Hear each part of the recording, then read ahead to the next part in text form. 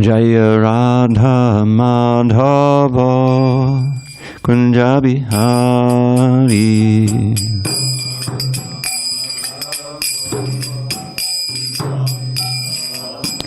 Jaya Radha Madhava Kunja Bihari.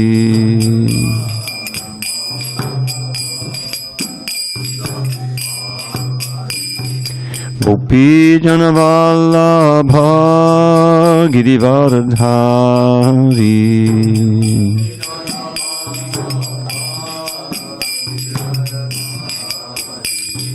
Gopi Janavallabha Girivaradhari.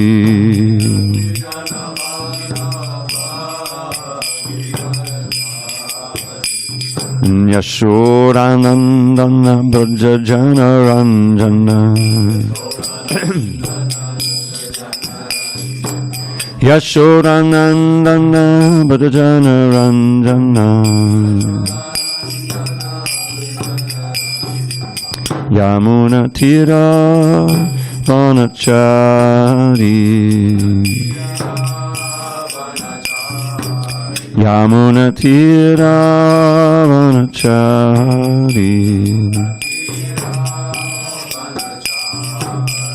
Jaya Radha Madhava Kunja Bihari.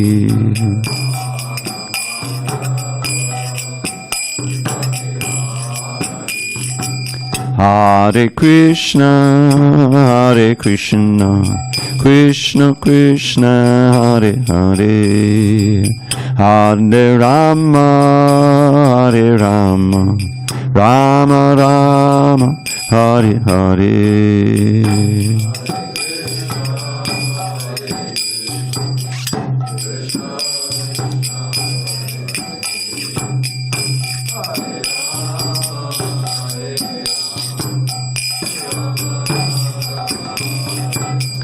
Hare Krishna, Hare Krishna, Krishna Krishna, Hare Hare, Hare Rama, Hare Rama, Rama Rama, Hare Hare.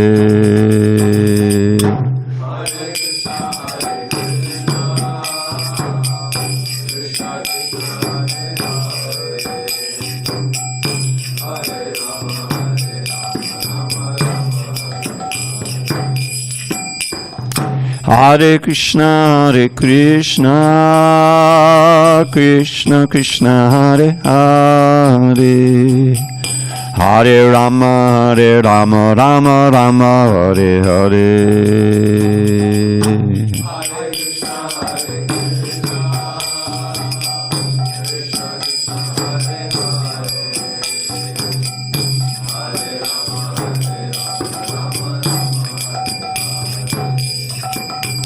Jaya Radha Madhava Kunja Bihari.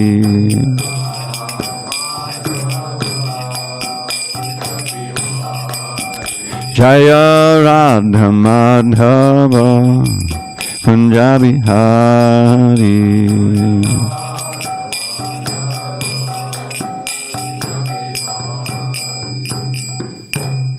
Jai Mr. Pad Paramahansa Purujagacharya, Ashtottara Sri Srimad, His Divine Grace, Srila A.C. Bhakti Vedanta Swami Prabhupada Ki Jai. ISKCON BBT Founder Acharya, Srila Prabhupada Ki Jai.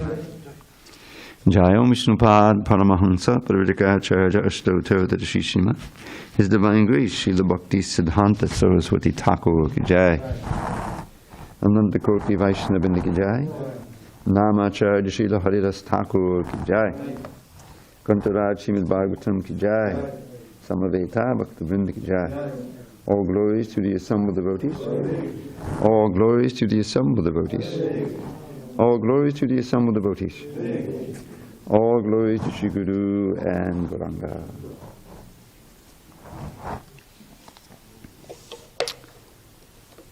So is there a new edict? There has to be 69 degrees max here in the temple. Are you warm enough? Okay. Maybe 1 degree, whatever it is, make it 1 degree higher. Om Namo Bhagavate Vasudeva. I'm sorry. Narayana Namaskritya. Narang Chaiva Narottamam. Devim Saraswatim Vyasam. Tato Jayamudiriet. Before reciting the Srimad Bhagavatam, which is our very means of conquest, we should offer our respectful obeisances unto Lord Narayan, the Supreme Personality of Godhead, unto Narayan Rishi, the supermost human being, unto Mother Saraswati, the goddess of learning, unto Srila Vyasadeva, the author, and unto Srila Prabhupada, the translator, commentator, and our spiritual master. Nashtapayesha Bhadreshu Nityam Bhagavata Sevaya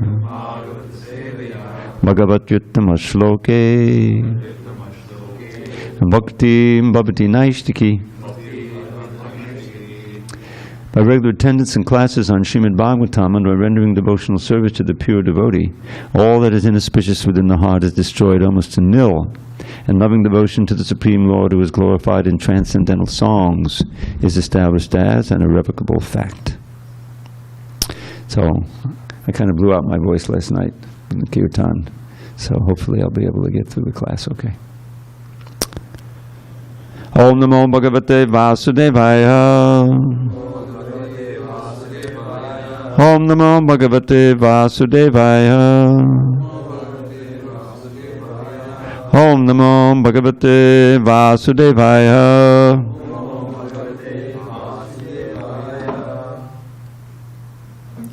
On this 21st day of November, 2022 in San Diego, we're reading from Srimad Bhagavatam, translation and commentary by His Divine Grace A.C. Bhaktivedanta Swami Prabhupada. And we will be studying Canto 6, Prescribed Duties for Mankind, Chapter 2, Ajāmila delivered by the Viṣṇudūtas, text number 23. But before we read that, we're going to read a little about Saranga Thakura. This is his disappearance day. And I queued this up, so. An important branch of this is from the Samadhi's book, an important branch of the Sri Caitanya tree, Sri Saranga Thakura, Saranga Murari, lived in Mamagachi, Navadvipa, in Navadvipa. Staying under a bakula tree, Saranga Thakura worked hard every day to please his worshipable deity. Single-handedly, he would collect fruits, vegetables, and firewood. He would also beg rice, cook, bathe, dress, and feed his Lord. After a full day of deity service, Saranga would cross the Ganges River to join Mahaprabhu's Harinam Sankirtan party in Mayapur.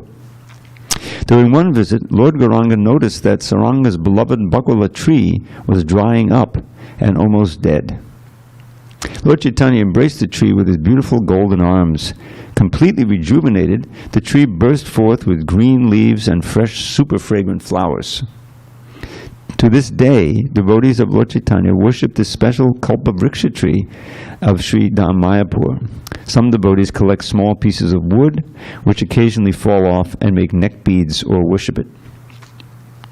Saranga Thakura vowed to never initiate disciples, despite Lord Caitanya's insistence that he should. One day he relented and decided to initiate the first person he saw. While bathing in the Ganges, he brushed against a floating corpse. Suddenly it sprang to life. Stunned, the man slowly identified himself and bowed down to Saranga Thakura. I guess they had gotten out of the water by that time. Saranga Thakura, who had just miraculously renewed his life. After giving him mantra diksha, Saranga Thakura became famous as Saranga Murari Thakura because the disciple's previous name was Murari. In Braj Leela, Saranga serves Radha-Gopinatha as Nandi Mukhi Saki. By taking a 45-minute rickshaw ride from downtown Navadvipa, you can still see the deities of Saranga Thakura and the Kalpavriksha in bakula tree. Shri Saranga Thakura ki jai. Okay, and now. So he lived in Mamagachi? Yeah. Okay. What next? Okay. Tam Vivaksham Abhipretya Mahapurusha Kinkaraha Sahasa Pashyatas Tasya Tatrandardadre Anaga Tam Vibhakshama Vipretya Mahapurusha Kinkaraha Sahasa Pashyatas Tasya Tatrandardadre Naga Tam Vibhakshama Vipretya Mahapurusha Kinkaraha Sahasa Pashyatastasya Tatrandardadire Nagha Tam Vibhakshama Vipretya Mahapurusha Kinkaraha Sahasa Pashyatastasya Tatrandardadire Nagha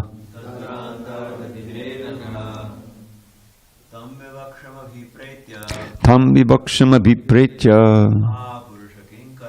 Mahapurusha Kinkaraha Sahasa Pashyatastasya Tatrandardadire Nagha Tam Vibhakshama Vipretya Mahapurusha Kinkaraha Sahasa Pashyatastasya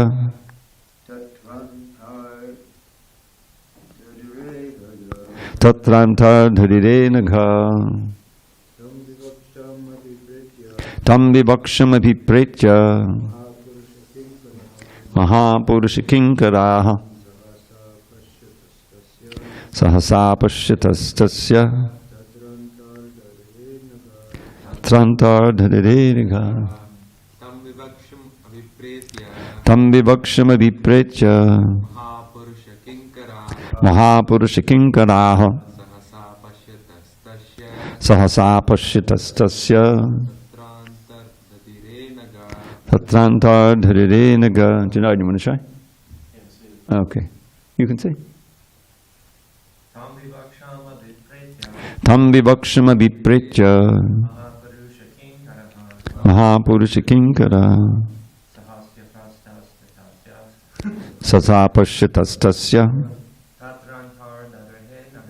Tatrandardadire Nagha. Manorama. Tam Vibhakshama Vipretya Mahapurusha Kinkaraha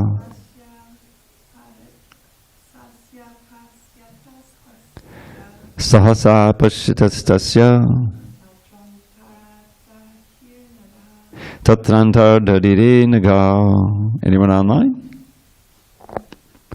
Tam, him, Ajāmila, Vibhaksham, desiring to speak, Abhipretya, understanding, Mahapurusha Kinkaraha,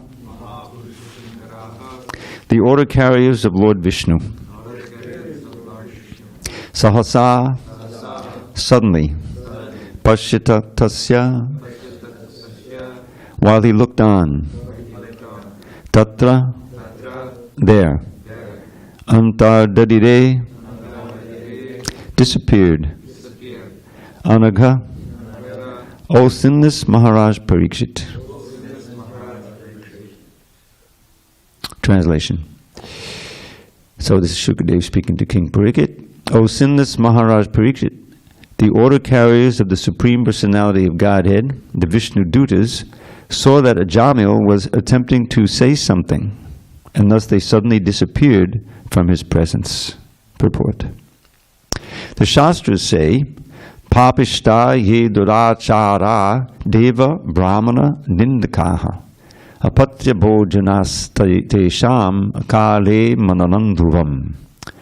For persons who are papishta, very sinful, and durachara, misbehaved, or very unclean in their habits, who are against the existence of God, who disrespect Vaishnavas and Brahmins, and who eat anything and everything, untimely death is sure. It is said that in the Kali Yuga one has a maximum lifetime of 100 years, but as people become degraded, the duration of their lives decreases. Prayinalpayusha. Because Ajāmila was now free from all sinful reactions, his lifetime was extended, even though he was to have died immediately. When the Viṣṇudūtas saw Ajāmila trying to say something to them, they disappeared to give him a chance to glorify the Supreme Lord.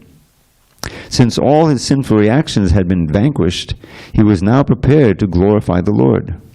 Indeed, one cannot glorify the Lord unless one is completely free from all sinful activities. This is confirmed by Krishna himself in Bhagavad Gita 7:28. Yesham tvandakatam papam jananam punyakarmanam tedvandamohane mukta bhagante mam tadavataha. Persons who have acted piously in previous lives and in this life, whose sinful actions are completely eradicated, and who are freed from the duality of delusion, engage themselves in my service with determination. Close quote. The Viṣṇudūtas made Ajāmila aware of devotional service so that he might immediately become fit to return home back to Godhead. To increase his eagerness to glorify the Lord, they disappeared so that he would feel separation in their absence. In the mode of separation, glorification of the Lord is very intense. Om Jnana Timirandasya Jnanandana Salakaya Chakshu Unmilitam Mena Tasmai Shri Gurave Namaha. I was born in the darkest of ignorance, but my spiritual master Srila Prabhupada opened my eyes with the torchlight of knowledge. I offer my humble obeisances unto him and all members of Sri Parampara. So, this is near the end of this chapter, I believe. And then we're going to go to the Yamadutas getting instruction from Yamaraj in the next chapter, very important.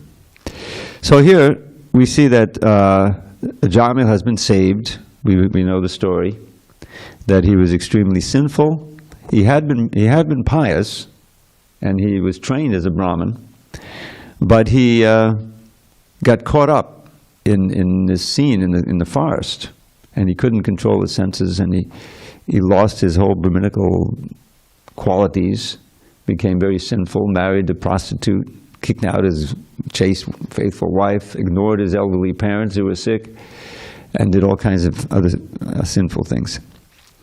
But he had the one good quality, but naming at least his last son after a name of God, Narayan. And as he was getting older, he was constantly calling his son. Oh, Narayan, come here, take your lunch, come here and sit on my lap, and Narayan, Narayan, Narayan, Narayan. So all of that was in his bank account, the spiritual bank account, because he wasn't chanting in order to be relieved of the sinful reactions. The whole key, you see, in Bhakti is your intention. There's this verse Rupa Goswami writes in the beginning of his Bhakti Rasamrita Sindhu. It's important for every devotee to know because it's the standard of what we're striving for, pure devotion to Krishna. Anyabilashada shunyam jnana karma jnanabratam anukulena krishnanushilanam bhaktiruttama. So what this says is uttama bhakti means pure devotion, is characterized in this way. The first he says what it isn't. Anyabilashada shunyam. Shunya means devoid. Every day we chant nirvishesha shunyavadi pasaja. Shunya means complete void, emptiness. So in this case, this means devoid of other desires. So we find out what the desire you want is, but first you find what other desires are. Devoid of other desires, jnana karmadi. So adi means everything else. Jnana refers to knowledge, or in this case it means desire for liberation. Because generally those who are simply after liberation, they're always using their brain to try to separate what is sat and what is asat. This is the Mayavadis. They're always reading the Sharika Bhashya of the Vedanta Sutra, and it's all very mental. So, desire for liberation, and karma includes everything else. Normal activities, all kinds of fruitive activities for enjoyment of the senses, the mind. So, an adi, anything else you come up with, that's separate from service to Krishna. It has to be devoid of all that. Then what is it? Anukulyena Krishnanushilanam, behavior, activity of the senses, mind, and intelligence. By the way, just one note, in case you're running across this word, Shalagram Shila, because we have Shilas, we have many Shilas, right? Not just, I think we have, of course we have the Govardhan Shila, and we have other Shilas you see behind it. They're worshipped every morning. Deities is there, he sits up that table when he's worshipped. So the word is Shila. Yeah, not Shila.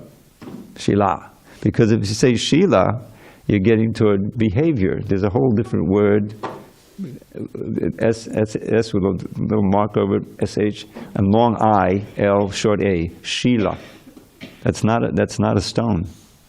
That's behavior. So Shila. All right, just a note on pronunciation. So, what this says is that activity whose intention, your intention is to favorably serve Krishna. It's not just meditating on Krishna. The example given is Kamsa.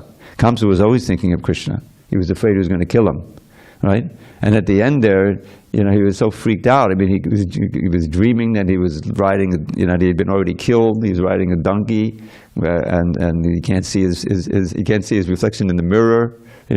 He was completely absorbed in Krishna, but it wasn't bhakti, because it wasn't favorable. It was out of fear, out of terror. You see, Mother Yashoda was also always thinking of the face of Krishna. Always thinking whether he was right in front of her or he was in the forest. She was constantly thinking of Krishna. Is he going to be okay? There it talks about separation, right?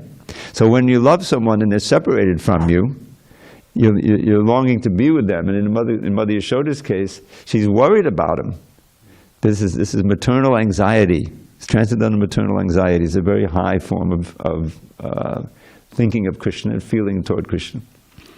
So, back to our verse here. In the purport, Prabhupada quotes this verse, Yesham Tantakatam Papam. And it's interesting now because Ajāmila has become free of sinful activities, sinful reactions, and he's also free of sinful activities. And therefore, Prabhupada said the Viṣṇudūtas, they disappeared because they knew that he was going to continue to glorify Vishnu and glorify them in separation, and it would be even more intense. You see, even more intense. So when you're when you're free, you can only do that when you're free of sinful activities. Why? Because when you're performing sins, means you're surrendering to the lowest modes, the lowest animal instincts you have, and your plans and your desires and your visualization and everything is, how can I enjoy? You see? Now, you still may be able to chant the holy name or hear the holy name. Harinam, Sankirtan. We have with us Bhakta Avatar, who is still doing regular Harinams. Usually go out alone. Sometimes he's going on, he's chanting. And at his age, he's still dancing. I cannot twirl around like that. He's known for that. That's his signature.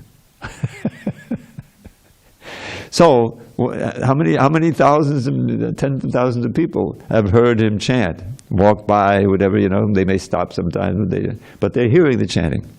So that even hearing one name, it's always said, even chant once. You can't chant once. Chanting means to repeat. But I don't think we're going to change it in the books because we've changed the meaning of the name, of the word. But you uttered even once, it eradicates all your sinful activity. Even if, as we read, even if it's not done purely, even if it's done joking, or without faith, it's so potent that it eradicates your sin. But that doesn't mean you become perfect. That means that, like Ajāmila here, has now become free of sin, and therefore he's eager to glorify the Viṣṇudūtas and Vishnu, whereas he wasn't before. He was doing it by accident, and that was the saving grace, because he was chanting the name of his son. But now he's so regretful. In one passage here, did we pass it already? Prabhupada says, the members of the Hare Krishna movement, I think it may be the next chapter, should always remember where they came from. In other words, recall our own Ajāmila-like life, and that we were saved. How we were saved? We were saved by Srila Prabhupada. the eagerness, the passion, if you will, to try to give Krishna and the name of Krishna to these fallen souls, so at least some of them will be saved. This is the characteristic of the great acharyas, great devotees. They're full of this compassion. This verse by Prahlad Maharaj characterizes 2 verses I'll share with you that kind of are completely describe the central fact and central motivation in this movement, and it's his prayers to Lord Nrsingadev.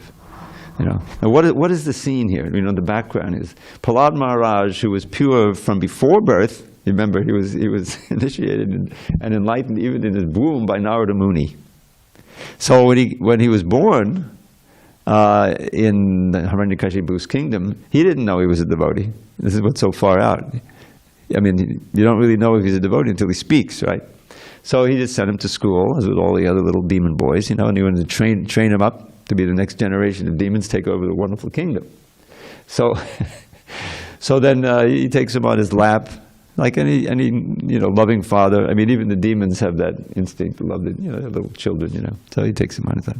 Tell me, Prahlad, what's the best thing you learned today? Just like a mother wants to know, what did you learn today at school? You know, then they have the report cards and everything. So I'll chant the verse. Anyone who knows it can chant along. This is a very important. Prabhupada quoted this all the time. Tat sadhamanye sodavaya dehinam sada sabudvigna diyama sadgrahat hit vatpapatam griyamanda kupam panam gato yadharamashayeta. Just what Hiranyakashipu did not want to hear. So the word sadhu, we know what sadhu means. Sadhu means a person, a devotee, right? The Tikshubakara. But it has other meanings, like as many English words have. And it just means very good, the best thing. So the best thing, oh Father, but Prabhupada didn't call him Father. What did he call him? Asuravarya, best of the demons. So right away, he's getting a little clue that this is, wait a minute, this boy is not, like the other boys. So, Tatsaudamunye Sodavaya, oh best of the demons, the best thing I learned today, best for whom, Prabhupada says on the lecture, for Dehinams, for the embodied souls. In other words, for everybody. Not just for me, but for every embodied soul. Dehinam, the dweller in the body, that's us. Who are sadasamudvigna diyam, whose intelligence and mind is always disturbed because of interaction with material energy, because of the modes of nature, because of not being at Krishna's lotus feet. Sadasamudvigna diyam, and then he gives the reason, asadgrahat, because we've taken hold of, as our shelter, the impermanent. I love to give this example, right near the ocean, right?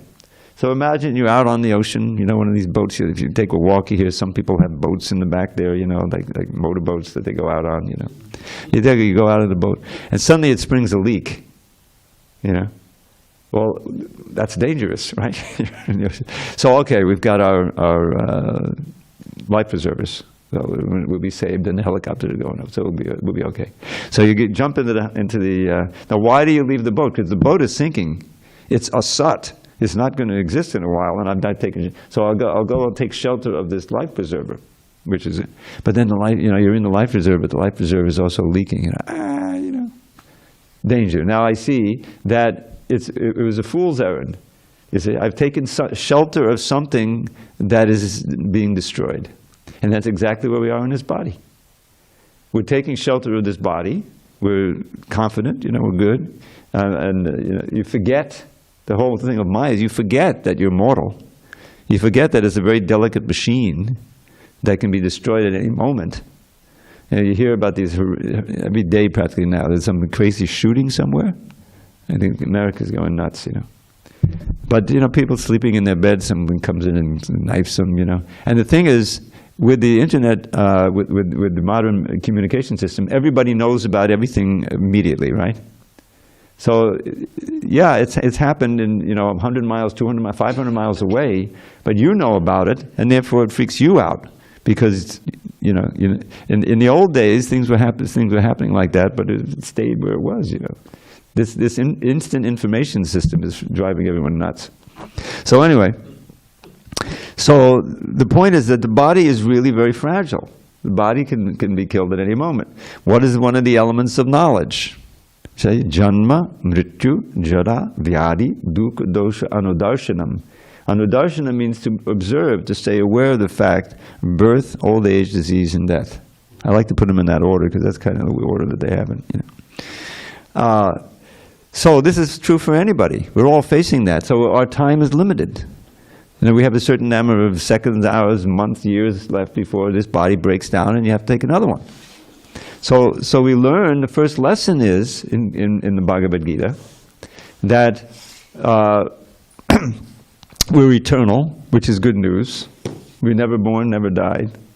But if we don't achieve self-realization and escape from this round of birth and death, then we'll simply inhabit a series of material bodies and to suffer repeated birth, old age, disease, and death. And they won't all be human bodies.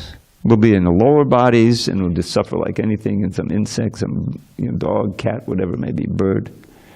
And this is the situation. So Prahlad says, forget about what I learned today in school. I didn't learn anything in school. I'm not listening to these demonic teachers here. But here's what I learned in the womb from Narada Muni.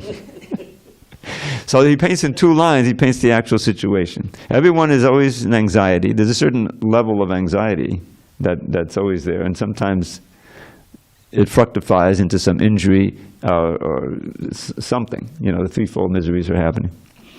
So, hit vatmapatam griyamandakupam. Therefore, O Father, you should give up this materialistic household life that you're in, which is like a blind well, which destroys impetus for spiritual life. It's a great illusion. Hit vatmapatam griyamand. Okay, now what do I do? Now I've given up that materialistic family life. Vanam gato, go to the forest. And it's understood from the comment, this means go to Vrindavan. And then the thing that really got Hiranyakashipu, Haramashriyeta, take shelter of Hari, Krishna, who happened to kill, I know he killed my uncle. Prahlad knew that Hiranyaksha had been killed by Varaha. You know the story.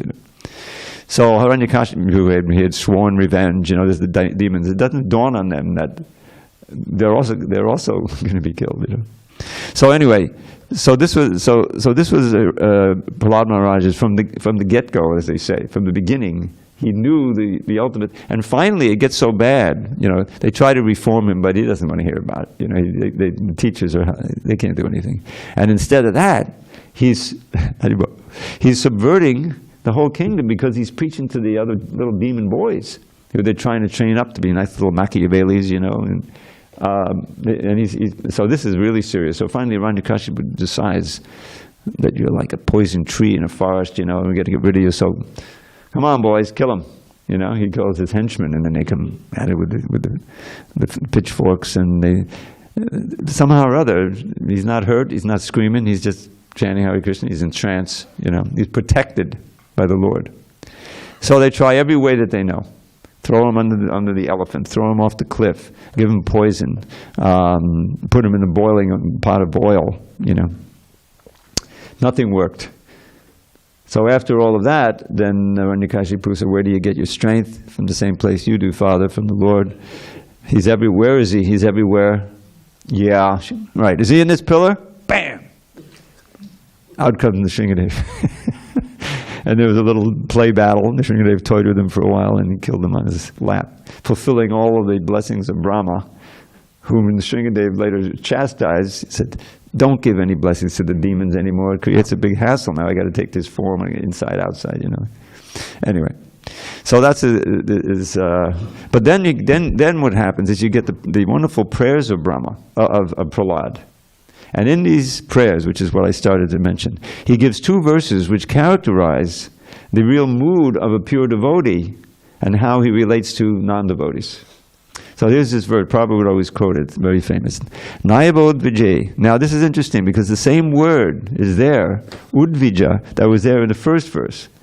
Nasadamunne tatsadmunne sudavajade sada samudva.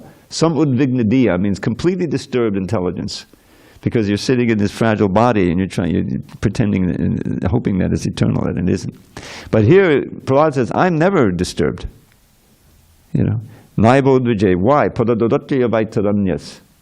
Because I'm with you, and you're across the ocean of Vaitaranya. There's a river between the material and the spiritual world. If you're on the other side, you're in the spiritual world. You're living eternally. There's no Vaikuntha, no anxiety, no udvija, no disturbance. So Prahlad says, as far as I'm concerned, I am completely undisturbed. And he proved it by being completely undisturbed when he was under attack by his father and his henchmen. So then what's my condition? Anytime I want, I can chant your glories and immerse my mind in the ocean of nectar. Anytime, even in the middle of the pot of boiling oil. Virya Gayana. Virya means your great glories and powers. Mahamrita, great nectar. Magna Chitta, my mind is absorbed. And this is what you see the great devotee, by chanting always and by remembering Krishna's name, form, qualities, and pastimes. You see? They can remain peaceful and undisturbed and blissful even in the most difficult situations. And Prabhupada showed it. You know, his saga, even he started on that boat, you know, had 2 heart attacks, and in between, you know, he got seasickness and everything. And then when he landed, there were more problems. You know the story, Lilamita. But he was always equipoised and determined.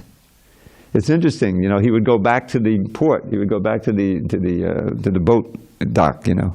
But he never got on that boat to go back. Sometimes I asked him, Swamiji, you keep coming back, when you want to book your ticket? He said, no, because he had a return ticket. He never used it.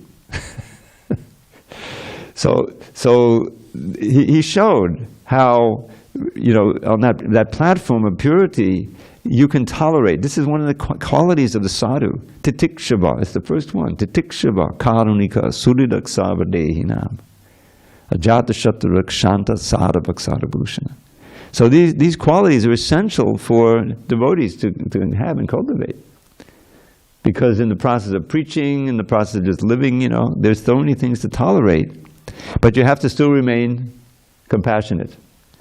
The book distributors know it's to maintain that desire to help these people. Many of them are, the last thing they want is the help from you, you know. You can go through so many things. So Titikshakara Suridak Sarvadehina, the friend of every embodied living being.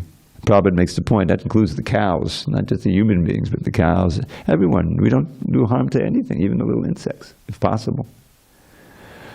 Ajata Shattavad, having no enmity toward anyone, and therefore very peaceful. When you don't want anything from the material world for sense gratification, and you don't have, you're not competing with anyone for that, then you can be very, very peaceful inside. And which is great for remembering Krishna, glorifying Krishna. So that's what's described here. Now, so then he says, I'm not at all disturbed. But then he said something very interesting. Shoche. I thought you said you're not disturbed. Shoche means I'm lamenting. That's not being undisturbed. Shoche tato vimukacheta indriyata maya sakai badamudvato vimudhan. I am disturbed when I see all these fools and rascals who've turned away from you and are suffering in this material world. And I want to help them. You see? And that's the next verse. I'll just go through it real quick. So he says, Prayena deva manayo svamukti kama maunam charandi vijanena parata nishtam. So he says, for the most part, this word praya means for the most part, just like Prabhupada quotes praya and alpayasak. For the most part, people don't live very long in this age. And they're very disturbed, you know, and etc. So he says, Prayena deva manayo, oh my Lord, for the most part, those who the munis, the learned people who are learned in the Vedas, svamukti kama. He uses this word kama. They're very, lusty. They're very desirous after their own mukti, not yours. I don't care about you guys. You know, I'm getting at it. I'm getting free of birth and death and going back to Brahman, whatever. So, because of that, maunam charanti. The word muni comes from the word maunam, which means silent. You know, well, that's not going to help us. If I was just sitting up here silent, would that help you? Maunam chananti. So they wander in the place where there are no people, in the mountains, in the hills, in the caves, you know, meditating. Maunam chananti vijano napararta nishta. Not at all caring about other people. This is not Vaishnava mood. Yeah. It says, Naitan vihaya kripana vimamuksha eko. But I can't be giving up these wretched people. Kripana vimamuksha eko. Wanting my mukti alone. Vimamuksha eko. Because I see, Naitan vihaya kripana muksha eko, nanyam charasti sharanam bhamantanapasti. There's no shelter for them but you. And I have to be your representative and give them. That's why Prabhupada says that all of the Vaishnavas are really Viṣṇudūtas. We're meant to be Krishna's messengers. That Prabhupada used this phrase, transparent via medium. Remember that? You'll hear that on the tapes. So, the via, it makes it into a different phrase. But anyway, the medium means we're, that old phrase, I don't know if it's still current, channeling. We're meant to be channeling Krishna's words. Prabhupada's words, Prabhupada's mood, behavior.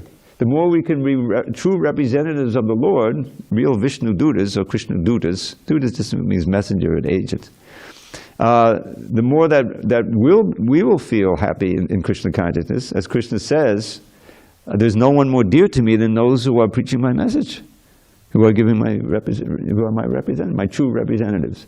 And that brings up the word acharya, you know. We think, well, acharyas means, you know, like Rupa Goswami, Srila Prabhupada, like that. But we also have to be acharyas in our own way. It means by behavior, by example, as well as by precept.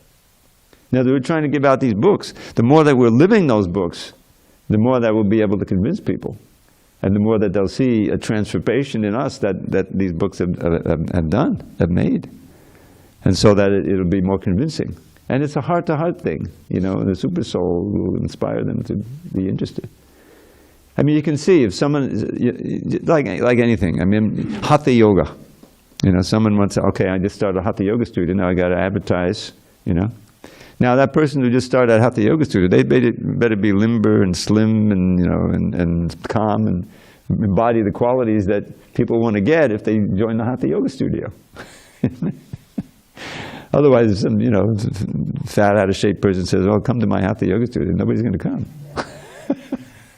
But if you're distributing a book and you read this book and you become peaceful and calm and joyful, you know, and you're peaceful, calm, and joyful, whereas they're in anxiety, and there's a lot of anxiety out there, and angst, you know, and depression, loneliness.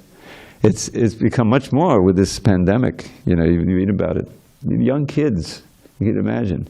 How, you know, when you're in a school, a grade school, there's so much more going on than just learning arithmetic and spelling and everything.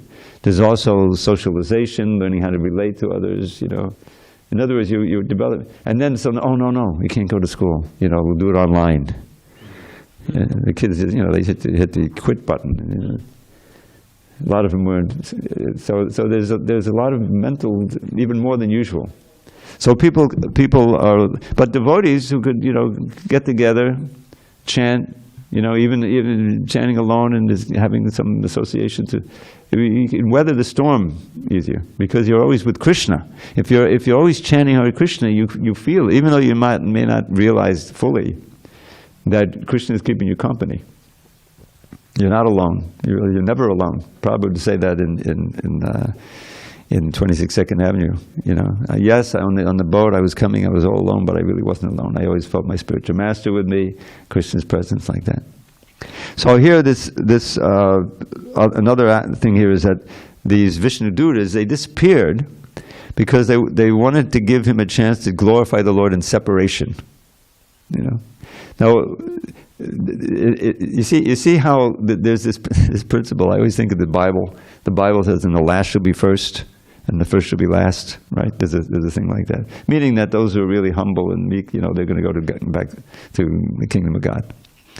So, in the Kali Yuga, there's all of these negative aspects. It's not very good for meditation. We don't live very long. We're always disturbed, and even if you're interested in spiritual life, the chances are you'll be misguided, and so we're unfortunate, right? But there's one very good quality of this age, those who know this verse. Kalir dosha nade rajan asti eko mahaguna kirtana riva krishnasya mukta sangha param bhaje. Very important verse in the 12th canto. This Kali Yuga is an ocean of faults. Dosha-nidhe means ocean of faults. Who can deny it? There are more faults every day. But there's one very special good quality. Just by chanting, by singing kirtan, kirtanaiva Krishna sa, by the name of Krishna, mukta sangha padam bhajet. You can become freed from the attachments of this world, the sanghas, which is really what's keeping us bound here. And you become attached to Krishna and padam bhajet, and go back to Godhead. And that's why, in the 11th canto, just a few verses after this incredibly important verse we should all know, Krishna Varnam, Trisha Krishnam, Sango Pangasta Parshanam, Yagya Sangitana Prayajanti Sumedasa. So all knows this verse. You're just not chanting it out loud. So, okay, Saul, what does it mean in general, you know? I'd rather not say. Okay. He knows, but he'd just rather not say. It's okay. So Krishna Varnam, it's a verse in the Shastra, in the Bhagavatam, that confirms that Lord Caitanya is the avatar for this age. Isn't that an important verse? So Krishna Varnam means two things. It means that he belongs to the category of Krishna, or that he's always chanting this two syllables. Varnaka means syllables. He's always chanting the name Krishna. You know, when he started the Sankirtan, it describes in the CC, what was he chanting? It doesn't give Hare Krishna. Krishna, Krishna, Krishna, Krishna, Krishna, Krishna, Krishna, Hey, Krishna, Krishna, Krishna. There's a mantra like that. So he's always chanting those syllables, Krishna. But his complexion, Trisha, is akrishnam, means it's not blackish like Krishna's, but it's the same Krishna, that's the point.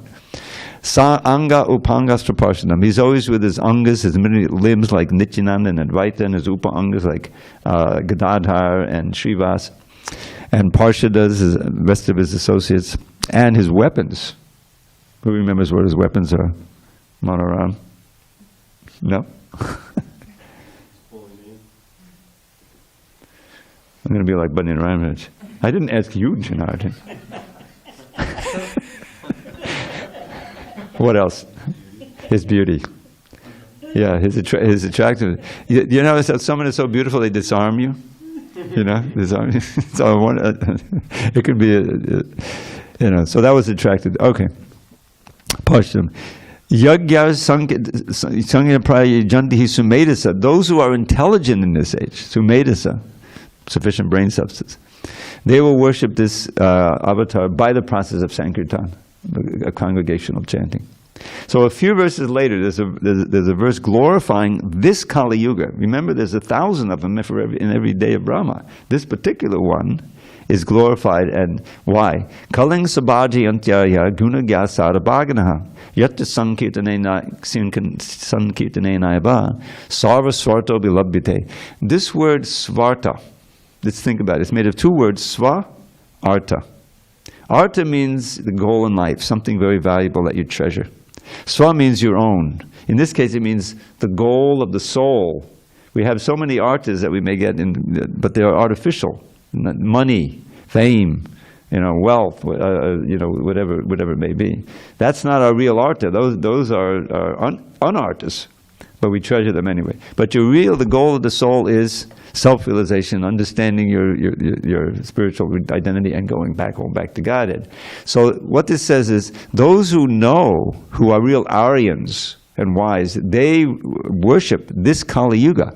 Because in this Kali Yuga, simply by the process of Sankirtan, congregational chanting of the holy name of Krishna and everything that follows from it, you can attain your real soul, sarvasvarta obilabhite, all of your real goals of the soul, your prema, and return back to Godhead.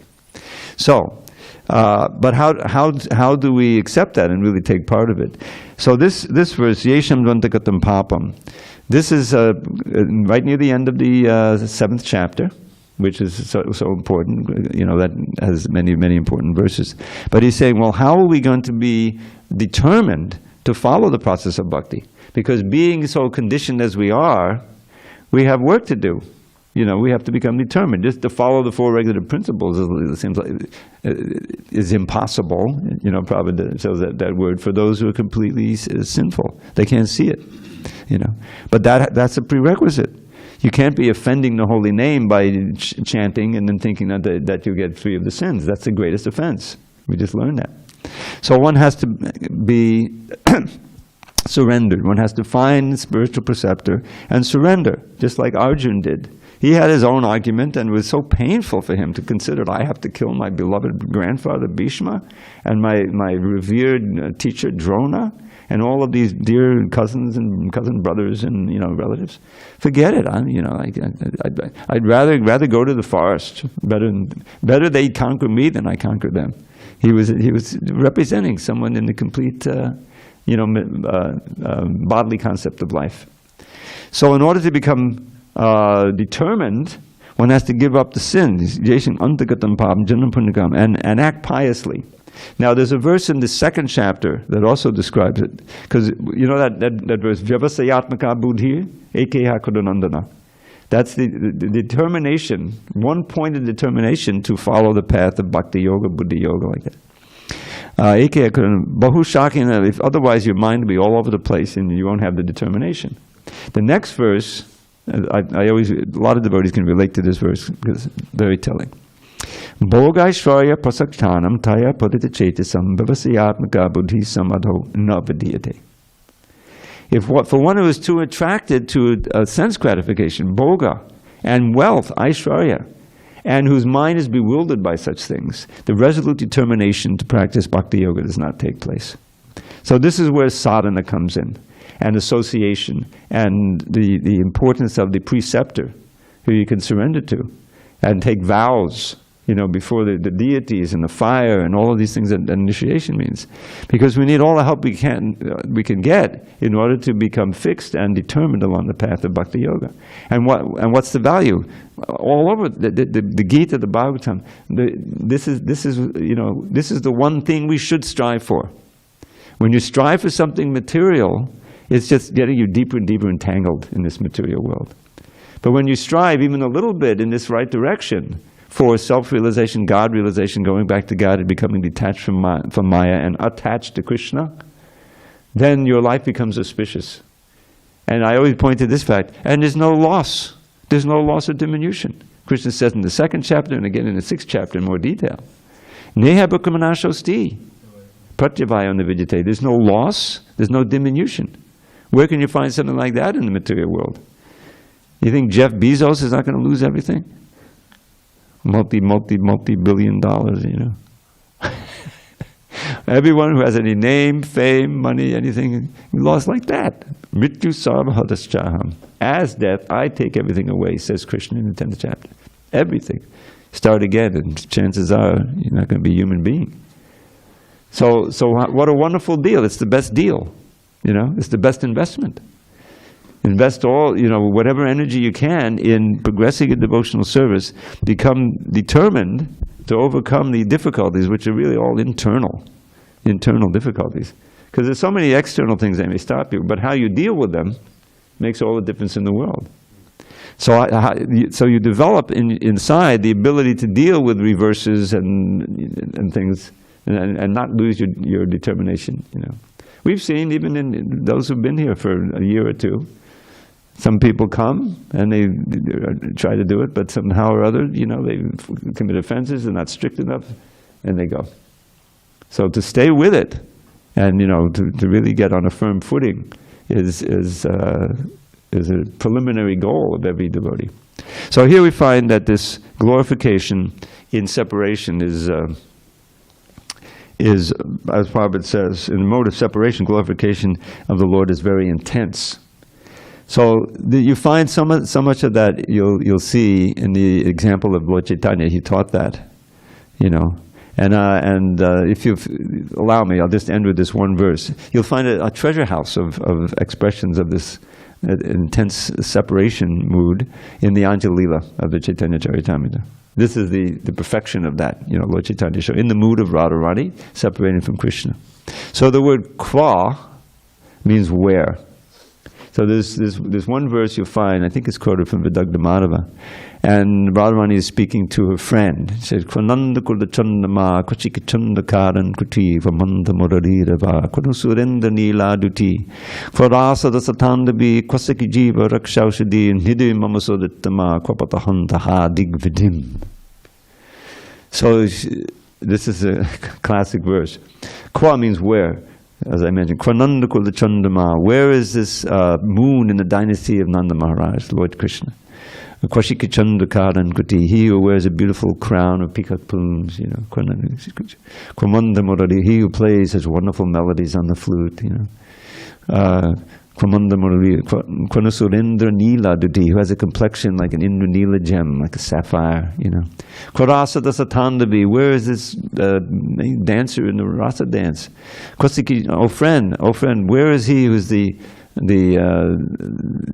Kwasikajiva Rakshau Shadir, who is the medicine for my heart disease of separation? Nidhi, my treasure, Nidhi Mama Suditama, my greatest friend and lover.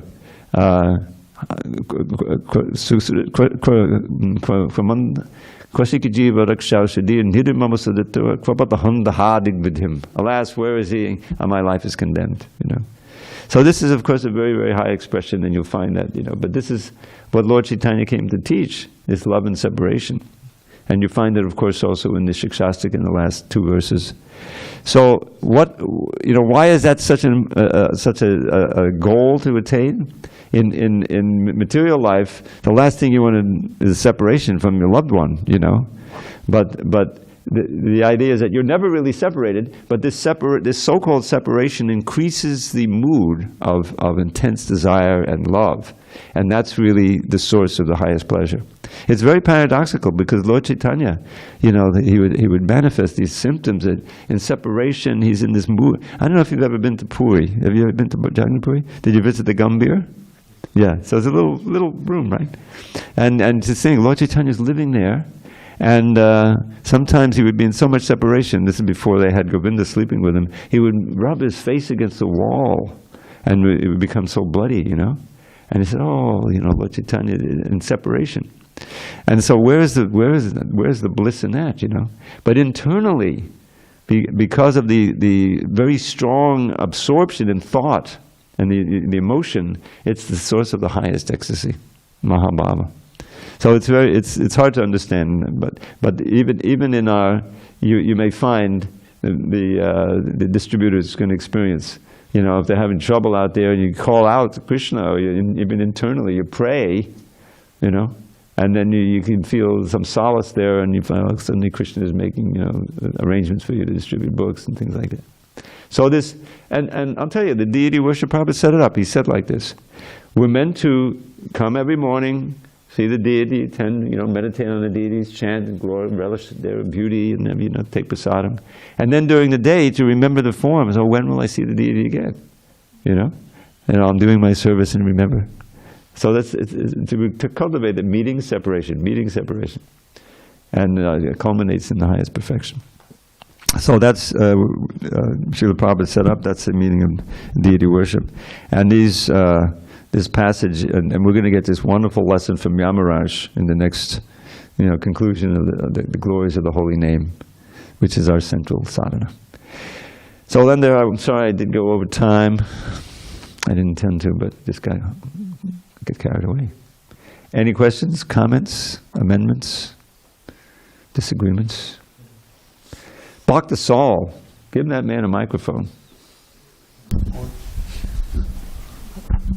Hare Krishna. Thank you for the very nice class. You mentioned in the middle of the class something about Vaikuntha being free from anxiety, but we see that, you know, you see individuals in Vaikuntha planet, they're full with anxiety. How's that? But like Mother Yashoda, she's very... Yeah, but that's not, I mean, it's the highest, it's meant to be the highest Vaikuntha planet, but that's beyond Vaikuntha. Yeah. You know, Vaikuntha means where everyone worships Vishnu. You know, he's in the four-arm form thereof. It's all Dasya Ras. It's not that high, you know. That's why it's a low. The anxiety that Mother Yashoda feels for Krishna is a higher form of bliss than the complete peace and, you know, reverence that the Vaikuntha Vasis feel. You know. Not that Vaikuntha is a bad place, there's bliss there, but there's never a time when, where's Narayan? You know, he's always right there. Then, why do they say devotional service is non-different from the Vaikuntha planets? If we don't, I guess in saying, like, sometimes during our services we don't really feel that peace, and that calmness of anything. We feel more anxious. And this reminds me of a correction I found recently. This is an important correction. I have to share these. It's in the 10th canto that Prabhupada wrote. He wrote the first 13 chapters. Prabhupada translated the first 13 chapters. So that's a lot of the most delightful baby lila, right? The Damodar lila was there, chapter 9. So it's describing Mother Yashoda and Mother Rohini, because Balaram is also with Krishna. She's a mother. How they felt this, the anxiety, how is it? Yeah. Of material love. I said, I asked Maharaj, you sure it's supposed to be material love? Well, somehow I thought, yeah, in the purport. Maternal love. Maternal. Believe it or not, the original manuscript said maternal, and someone had corrected it to material. I don't know why or how that happened, but anyway. So any mother can tell you, right? Sometimes. You may call in. Maybe not so much now, but when he was... when they're out of control, where is he?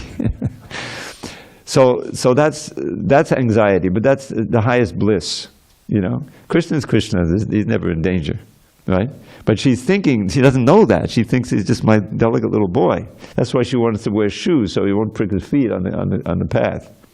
So famously, but Krishna said, no, not unless all the cows can have shoes, That's, 900,000 times 4, so it's the 3 million. So you can make those shoes and then I'll wear shoes. I said, okay.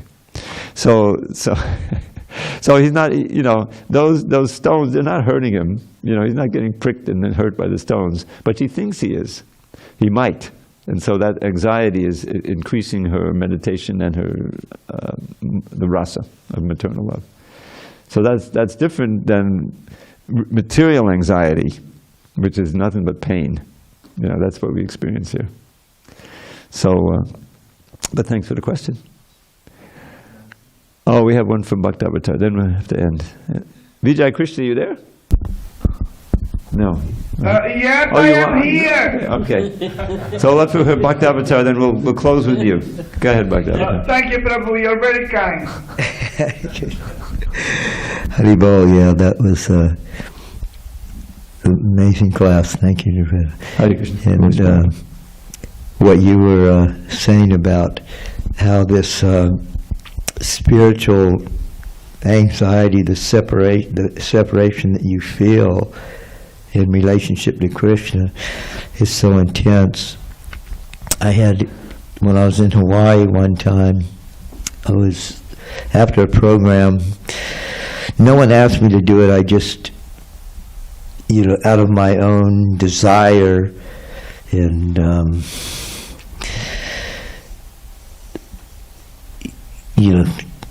I don't feel humility that often, but at that time I felt very humble, and I thought, well, let me sweep the temple room. Because, it was just full of, it was after a big festival. party. Yeah, and there was this... We get it. Sesame, okay. So I swept the temple room, and I guess Krishna appreciated it, because there was this picture of Krishna and the cowherd boys. And I looked at the picture, and when I looked at the picture, I felt like I was there, and it just came to me, oh my God, I used to be with Krishna, and now I'm here, separated from him. And I never felt so much pain in my life. Oh my God. Just felt so painful. And because of the pain that I was feeling, I just started crying just intensely. Tears were shooting out of my eyes. But I was feeling intensely blissful at the same time. More bliss than I could ever imagine experiencing. But I was feeling super intense pain at the same time. Sounds like, it's like, you would think it's inconceivable. You can't do that materially. But it would just, an experience just given to me by Krishna. Yeah. And So I had a little glimpse of what you're talking about. It's I'm just talking about it. totally amazing. All right, Vijay Krishna, you're on, Prabhu. Yes, Dravida Prabhu, thank you very much. You're very kind. Dandavat pranams. Prabhu, you said in your, during your class that if we become offensive, then it becomes much more difficult to make spiritual advancement. So, based on this, my question is, why is it that I think in general, Lord Krishna, he does tolerate offenses practiced against him, but he hardly tolerates offenses practiced against his devotees? Why is that? Well,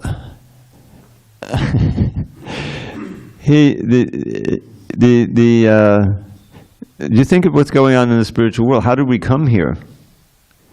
We came here because we were disturbances up there. Just like if someone comes here and causes a disturbance, you can't stay because the mood, you know. So when you're, I mean, Krishna, he can tolerate, you know, our offenses, you know. It's going to be more difficult for us to advance in devotional service, you know. But when we're offensive to his devotees, then he takes that, what shall I say, take it more personally. In other words, you're endangering their advancement. You're interfering with their relationship with him, creating a disturbance. And so you become, you know, I've seen it. You know, what happens is he takes the taste away. You know, you can imagine if you chant Hare Krishna, okay, we have a certain amount of taste, determination, and, you know, sometimes, and we're able to go through Krishna. But if there's no taste, and you feel uncomfortable amongst the devotees, because you've offended them, you know, seriously, then then after a while you don't see that person anymore. Because they're more comfortable outside, you know, materially comfortable. So that's the way Krishna, you know, he enforces the purity of the Sangha. So he's as he says in the 9th chapter, the devotees are more dear to me than I myself. You know, that I'm under the control of my devotees. So it's just the law of real love, that he loves the devotee so much that, all right, if someone wants to continue his nonsense and, you know, create disturbance amongst the devotees, then I'll have to separate that person. Because each of these temples, it's sanghas, is like a mini spiritual world. You know, that's what Prabhupada said. We're not in L.A. anymore. He's we're in Vaikuntha. In the place where there's nothing going on but devotional service, which is what it's supposed to be.